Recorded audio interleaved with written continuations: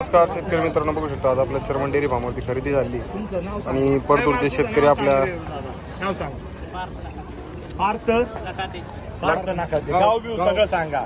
All Maharashtra तुमचा video बघणार आहे बरं का. ते आज चर्मन डेअरी फार्मवरून खरेदी झाली.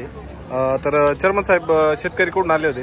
ते पाथरीचे परतूरचे जालना जिल्ह्यातील परतूरचे शेतकरी. हा.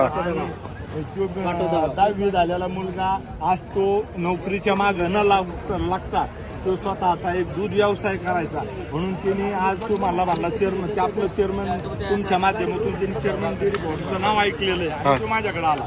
तो म्हणे चेअरमन साहेब तुमच्या विश्वासावर एक मला चांगली आणि मला माझा नवीन दूध व्यवसाय चालू करायचा आणि आजपासून त्यांनी एक पहिली म्हैस आज सुरुवात केली आपल्या चेअरमन डेअरी फार्म पासून आणि नंतर त्याचा 10 पर्यंत 100 लिटर त्याचं दूध चालू झालं पाहिजे रोजचं. अशा पद्धतीने त्याला आपण मार्गदर्शन करणार.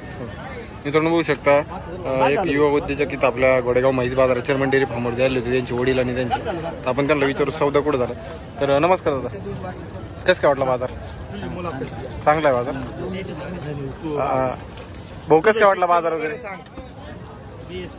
बीएससी करतोय का? BSc झाला बघा. आता काय फर्स्ट इयरला आहे का? शिक्षणाबरोबर दुग्ध व्यवसाय करायचा आहे. तर स्वतः इतकं छान पिळतो म्हशी कणी अनुभवी आहे. आपल्याकडे पहिले किती म्हशी आहेत? युपीओले कशा म्हशी पिळतात तशा पद्धतीनं तो म्हशी पिळतो आणि त्याला हौश आहे. त्याचं एक भविष्यात त्याचं सुद्धा नाव असं आमचं चेअरमन डेअरी फार्म जसं नाव महाराष्ट्रात गाजलं तसं त्याचा सुद्धा मोठा दूध व्यवसाय व्हावा अशा हिशोबाने आम्ही त्याला सहकार्य करणार आहे. तर हिचा सौदा कुठं झालाय कळंन का चेअरमन साहेब? आपण दिलेली काही 1,20,000 1,20,000 सौदा झालेला म्हैस बघू शकता. एकदम टॉप क्वालिटीची म्हैस त्यांनी आपल्या डेअरी फार्मवरून खरेदी केली. म्हशीचं पहा, म्हशीची पगडी वेगळी, म्हशी सगळं खाली पण पारडी एका पहा मित्रांनो, एक नंबर आहे आणि खाली पार्टी झाली. म्हैस एक 5-6 दिवस झालेली दिसते त्यालेली.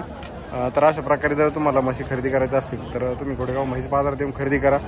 आता सध्या उन्हाळ्याचा बाजार चालू आहे, पाहिजे तेवढा माल आपल्याला अवेलेबल नाही. पण जर तुम्हाला खासच गोट्यासाठी म्हशी घ्यायच्या असतील तर